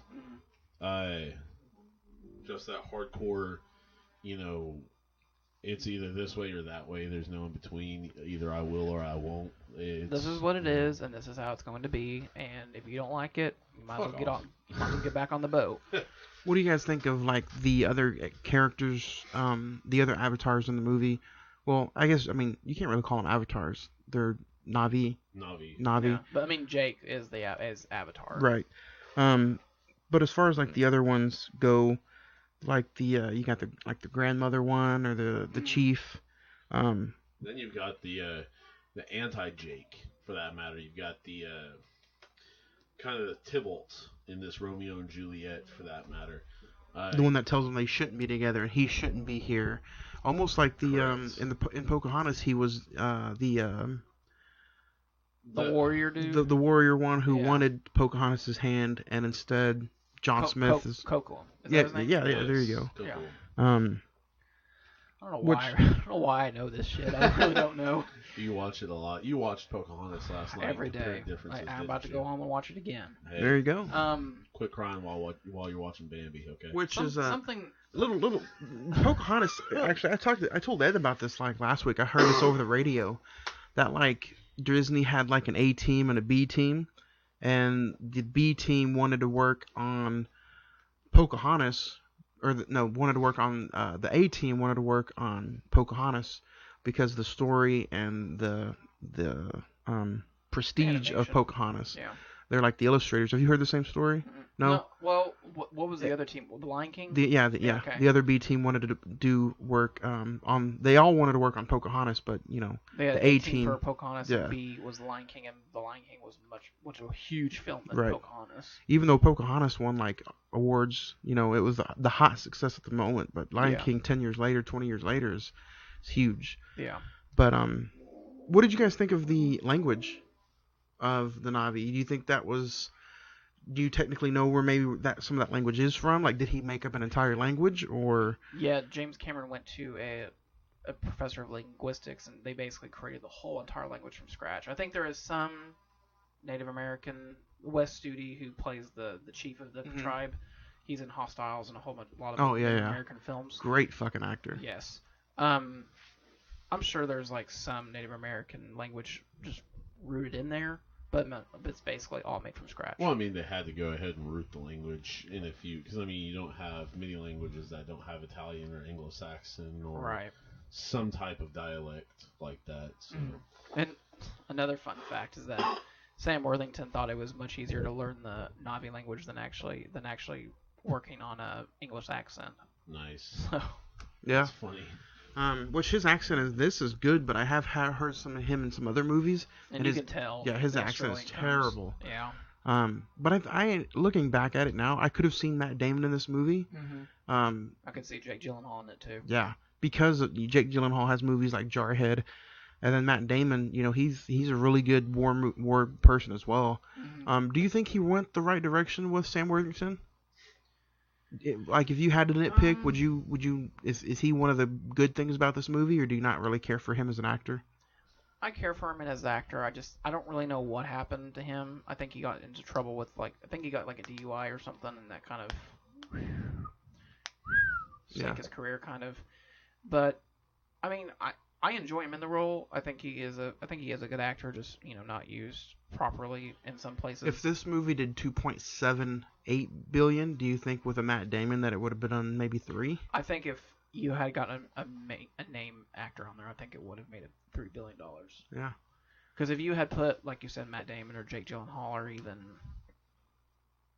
I don't know, Heath Ledger, maybe I could see him in the role, kind of. Heath Ledger's already dead, bro. No, that is true. He'd been dead for a whole year. Yeah. But I mean, you know what I mean. It's just you get a named actor, then maybe. Ed, what about you? Did you enjoy Sam Worthington 10 years later, or, I mean, could you have seen somebody a little bit bigger doing the movie? I mean, it's both. James Cameron, he could have had Arnold come in and do it. My God. No. But I mean, you're a Jake Gyllenhaal fan. How would you have felt with Jake Gyllenhaal back there? I mean, I would have been fine as long as they did roughly the same kind of work. I think it would have been a little different just because of, I mean, maybe with the accents it might have been kind of whatever, but honestly, I think they chose right. I really do, and it's nothing against Jake Gyllenhaal at all. I just think he works as an unknown presence. Basically, like you don't know who this person is. And on top of that, sometimes, I mean, don't get me wrong. Going back to last 2 weeks, they took a chance on an unknown Mark Hamill, Carrie Fisher, and a relatively unknown Harrison Ford. So I mean, and look how that's turned out. So. I think Matt Damon.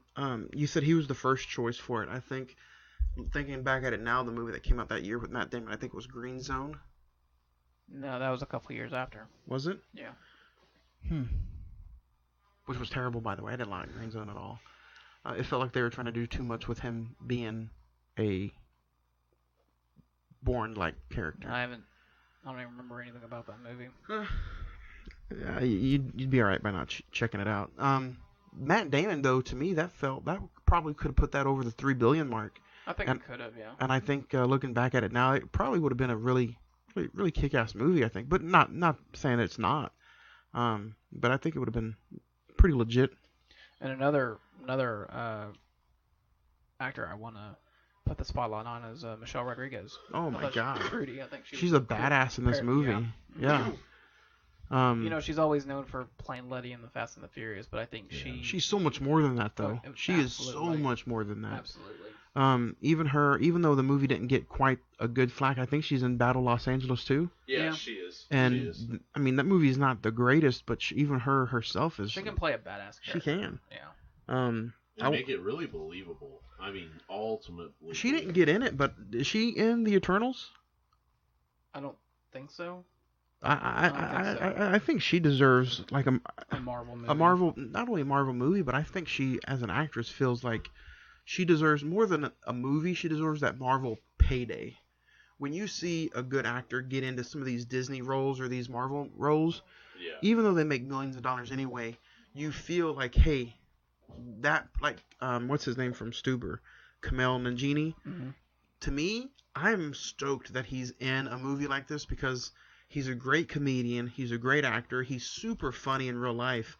I think he's one of those that deserves this Marvel payday, and he deserves that Marvel spotlight on him.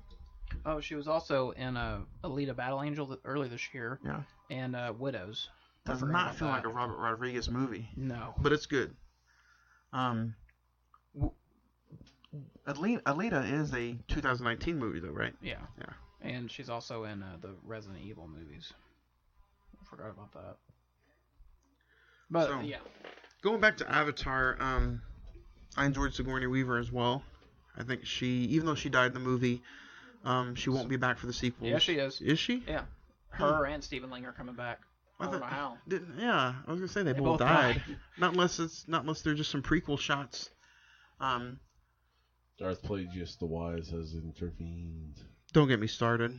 That's another rant for another day, and I'm glad that's behind us right now. Okay. Yep.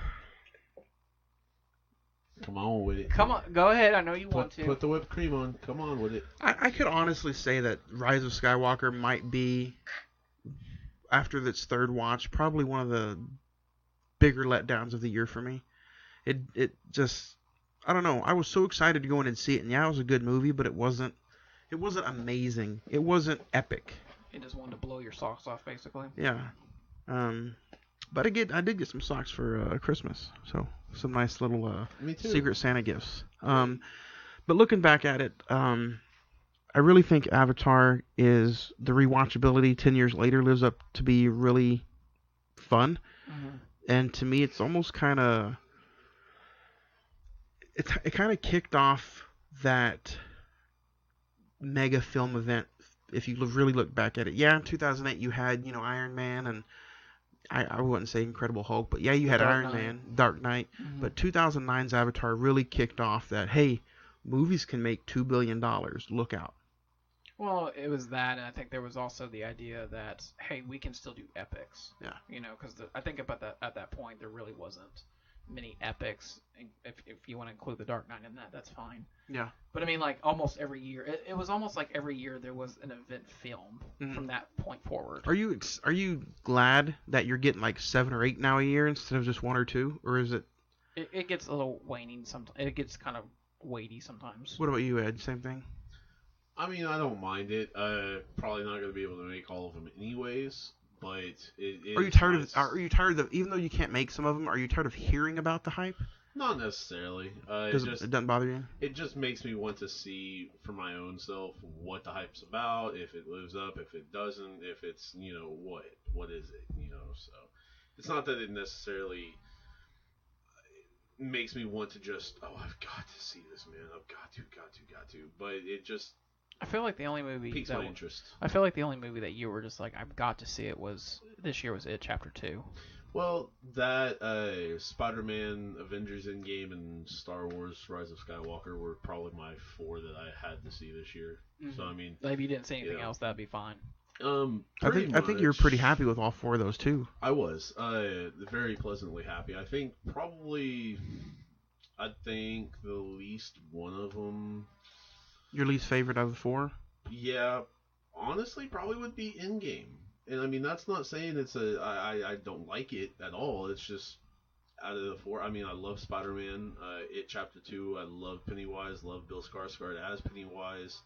And then, honestly, I mean, I've only seen Star Wars once. But you dug it. So yeah, I really did. I loved it. Endgame just has probably 2 or 3 really memorable moments in it. Other than that, it's just the pacing is like, really 3 hours for this? Well, I mean, it's a very long film, and then on top of that, it's more of the cap on one bottle in. You don't need it for anything else. Right, and I mean, there's so much into it that you can kind of split it into several parts. True. And be easy with it. I've seen it the 2 times in theaters, and I bought it when it came out. But other than that, I don't have any desire to put it in and rewatch it. I mean, I haven't watched it. But I want to, if that makes sense. Right. But it's one of those that you can always watch if it's on TV or if you just kind Disney of Plus. pop it. But I mean, I'm trying to watch newish and different movies and all that. Like, I'm probably gonna watch Rambo: Last Blood because I haven't watched that yet. It's fun. It's bonkers. And maybe even Hobbs and Shaw. Try and do that this week too. That's fun. There's just a lot of different things that I'm gonna try different that I haven't seen yet. So well, I think it's about that time that we'll go ahead and talk the ending.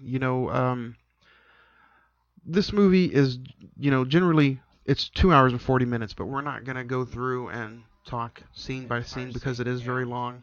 But to me, the ending of this movie, it honestly got me excited. I'm like, oh shit, does Avatar come out this year? Because I'm like, the way the ending is, where he just, they take, what would you say, his soul from his human body and transfer it into the Avatar full time, and then his eyes just open, and you're like, that's the end of the movie. Where's number 2 at? Yeah. But unfortunately, we got to wait 5 more years. It feels like at least. Or but maybe never. We'll see. It's coming. It's in post-production already. But if it's one of those movies, like if it's just as good as the first one, I'll be fine with it. It's worth the wait. What would you guys say probably were some of your favorite scenes throughout this movie? Zach? The one scene I was talking about, where he experiences the Avatar for the first time, and he just like is so immersed in it, is really good. And then the whole like 30-40 minute battle for Pandora, where the tribe's against the army men, was just incredible. It's one of the best epic battle scenes to any ending movie. Yeah. Ed? I'm gonna say the battle scene was really, really, really nice. A lot of stuff going on, but it did play to the central characters, but it outlined the plan and all that, so that was nice. On top of that, the scene where please forgive me, but where he goes and he gets the pterodactyl thing. Yeah, the flying creature, and tames it, and doesn't have that hard of a time, and then he's got to tame the bigger one, the one that everybody's afraid of, and all that, because he's like, why not use this badass weapon in a war and destroy shit? Something else that we really didn't talk about, but we'll just bring up real quick. Was it weird about the tail thing? They use their tail to like connect to the world type thing. Well, I don't know where exactly he got it from, but I'm just gonna say on a lot of the stuff he did, it was very unique and original. So I can't hate on it too much. It's like Roz said in The Big Bang Theory. So we know that their tails are like their junk. Basically. Yeah.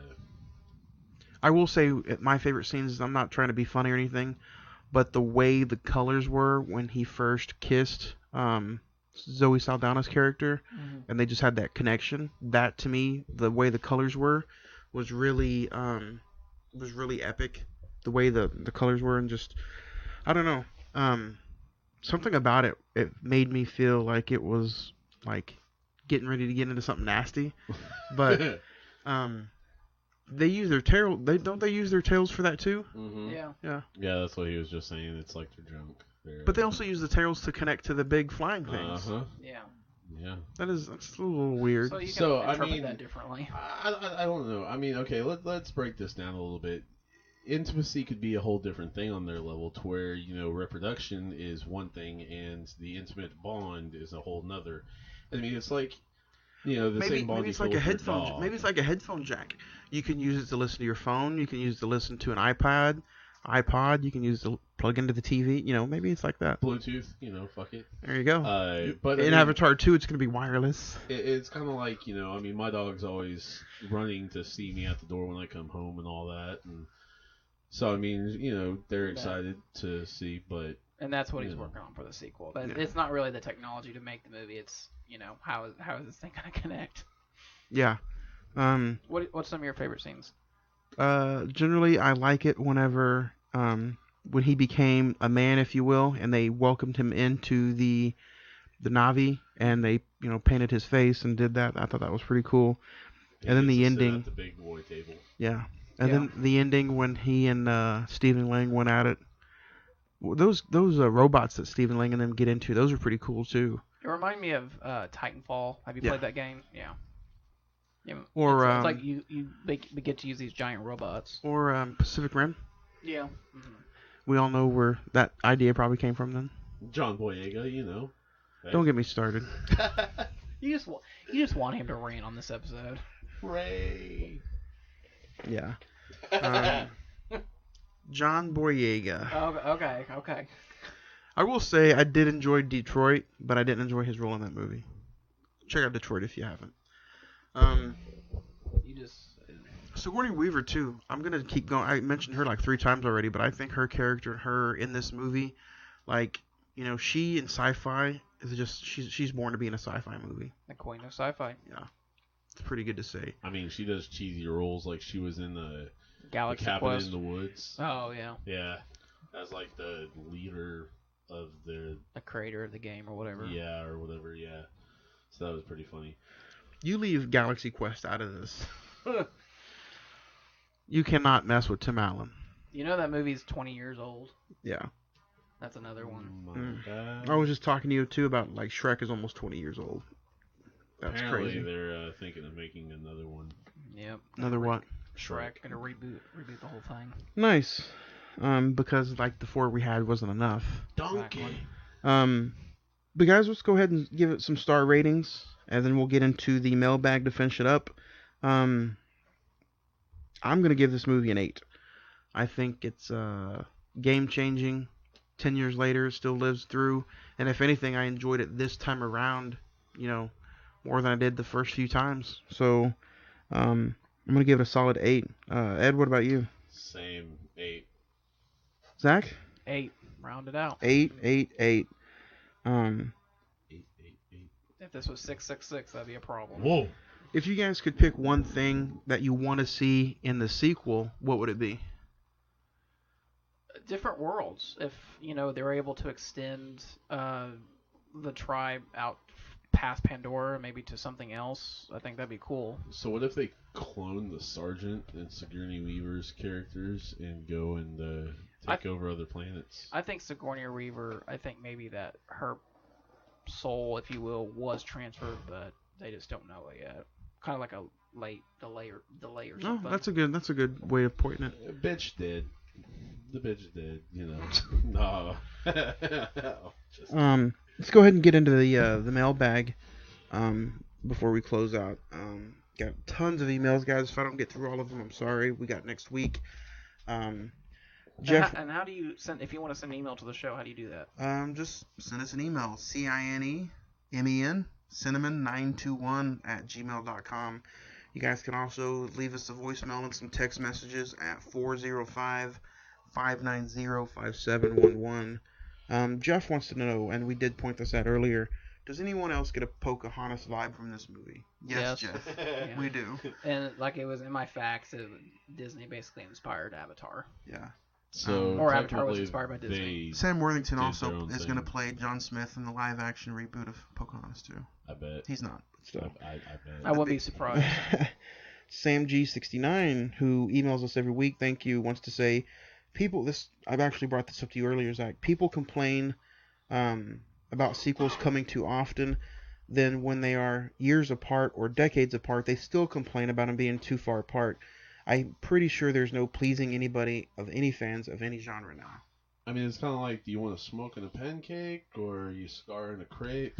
I don't know what the fuck he's talking about. Then there is no pleasing you. Zach, you said you wanted to debate this because you kind of had a little bone to pick with James Cameron about, why wait so late. Maybe he's waiting on better tech. Well, that's basically what he is. What he's doing. He's basically waiting for the quote unquote technology to advance the story, which is maybe fine, he's gonna. But I mean, like, maybe he's birthing real life Navajo people. Wow. Or Navis. There could be a whole side of James Cameron we don't know about. But like when he gets on Twitter and says like, "Hey, in game you're not gonna stay on top for long," it's just like, dude, what? Don't. Don't be cocky and be like, yeah, you had 2 of the highest grossing films of all time, but now it's Avengers has topped that. Just leave it alone. If your Avatar 2 is able to make $3 billion, fine.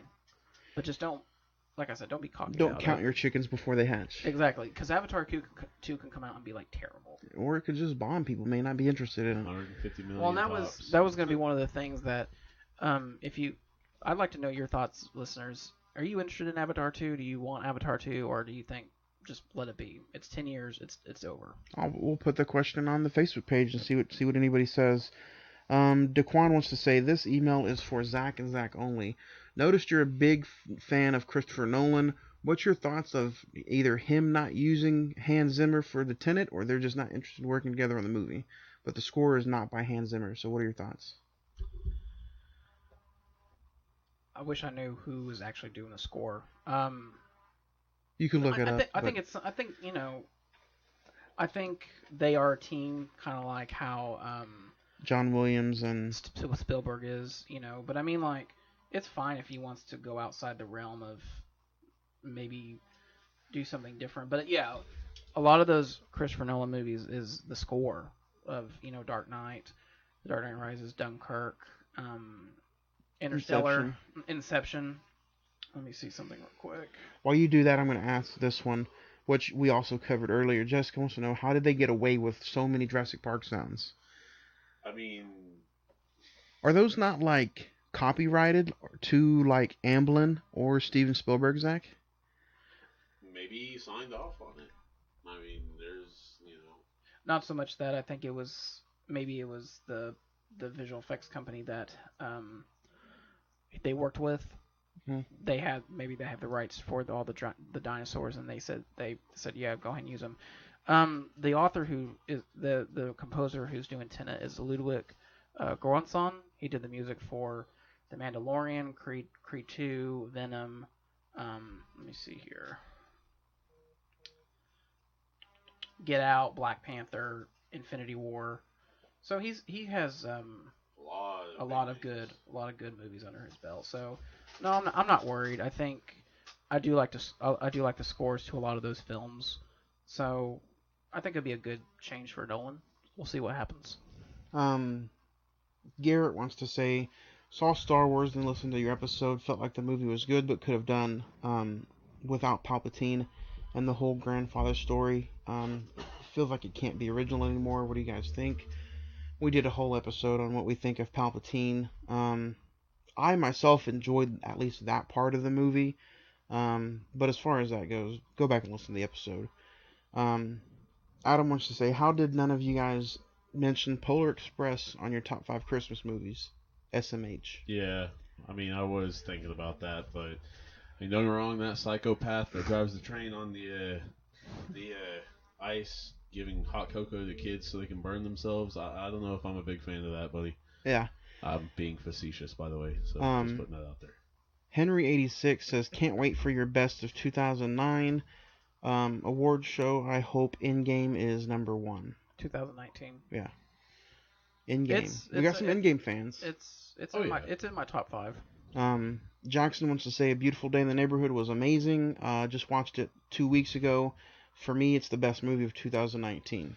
There you go. Hey, yeah. Another one kind of pushing. Do you think Hanks is going to make it to the Oscars? You think he'll get nominated? I could see him be a Best Supporting Actor. I would say yes on that. Yeah. Okay. Thomas wants to say Spider-Man Far From Home is my new favorite 2000 movie from 19. Before this, it was Captain Marvel. I think Marvel owns 2019. I'm not so sure about that, truthfully. I think Disney owns 2019. Yeah, that I'm sure of. Yeah. I mean, what do you guys think? What was your favorite Marvel movie this year? If you could throw one out there. Far From Home, and then maybe Spider-Verse. That was 2018. Yes, it was. I don't know why I keep putting. We did it in 2019. Endgame would be my favorite film of the Marvel film of the year.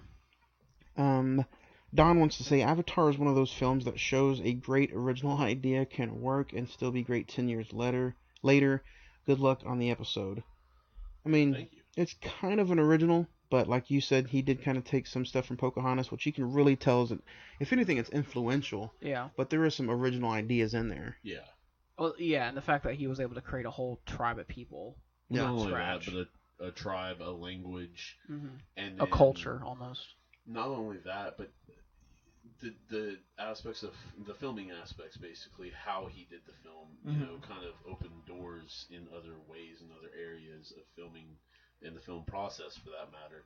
So, I mean, no wrong. After that, it's kind of left up to others to be like, we should use this. This email was sent this morning, and I talked to Ed about John Carter. Before Disney was a powerhouse, remember they had movies like Mars Needs Moms, Tomorrowland, Prince of Persia, and John Carter. Hey, I think they needed Star Wars and Marvel. Could you imagine what would have happened if they never bought those two? Okay, Tomorrowland, I really actually liked. Yeah. I Tomorrowland is good. Tomorrowland is good, but I think he's talking about more or less how much money it lost Disney. Well, yeah, but I mean, sometimes you got to take a chance to, you know, kind of feel your way out there. And I mean, don't get me wrong. I mean, Disney was leaning on the parks a lot, anyways. Plus, they were leaning on a lot of the animated films. So Wes wants to say Stephen Lang was one of his favorite characters in this movie. I think he was ruthless, and to me, it was my favorite movie from 2009. Thoughts? Yeah, he definitely was ruthless. He was an asshole. Yeah. I mean, those scars in his head too. Yeah. There was a great makeup design in the movie. Yeah, and, you know, Stephen Lang, did an episode on Don't Breathe. You know, he's the blind guy in that film. Which, very underrated actor, I think. Demetrius wants to say, what was your favorite $1 billion movie from 2019? Disney had 7 of them, guys. If you had to pick one right off the top of your mind, what would it be? Far From Home. Endgame. What's yours? I would probably say, Aladdin wasn't too shabby. I thought Dumbo was good. Did Dumbo make $1 billion? Or it was close. I don't know if it made $1 billion. Let me look. If I had to pick one of them, it would probably be Endgame. Nathan, this is funny. Nathan wants to say, this should have easily won Best Picture of 2009. Fight me. What was the winner of 2009, Zach? What was it? The Hurt Locker. The Hurt Locker? Yeah. What would you pick? I mean, the Hurt Locker might fight you. I think it's one of those films that 10 years, obviously 10 years from now, I think probably people know the Avatar more than the Hurt Locker, so probably Avatar should have won. Yeah. There's a lot of those movies, though. We've talked about it in past episodes. Like, I was wrong. No, Dumbo made $353 million. Damn. Tegan wants to say The Irishman hands down was the best of 2009 for me. And if you're a mindless teenager, watch In-Game or Shazam. Leave real movies to Scorsese and real filmmakers. Come at me. # comic book movies for kids. Damn. Wow. Okay. Each to their own. I mean, that honestly, how The Irishman is really, really good. I haven't had any. I've had a huge desire to rewatch it. I haven't. And then Pedro wants to know. Oh, this is funny. His Let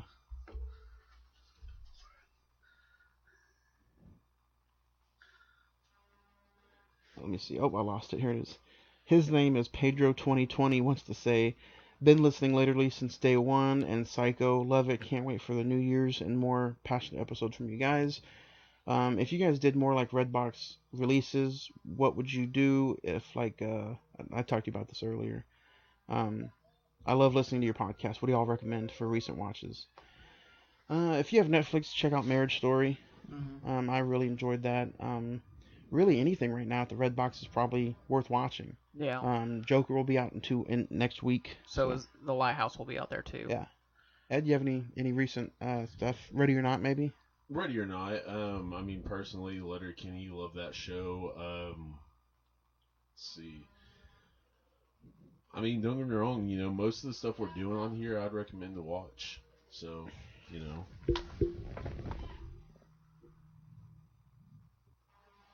Okay, so I think that probably maybe the best movie that you guys could probably go check out would be The Joker. It comes out next week. There you go. So definitely once it comes out, boom. And once you watch the movie, listen to our episode about it. Yeah. Other than that, guys, do you have anything else?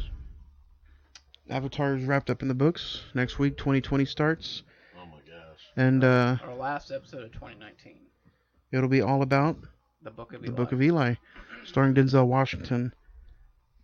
So if you guys have any thoughts on that, give us a call, give us a comment, email the show, and have a good New Year. Anything else for you guys, Zach? That'd be it. Signing out. This is Edward saying I'll see you on the silver screen, folks. And don't forget to check us out next week as we talk The Book of Eli. And the week after that is the award show. So check us out on Facebook, and we will talk to you next week for The Book of Eli right here on the Cine-Men Movie Podcast.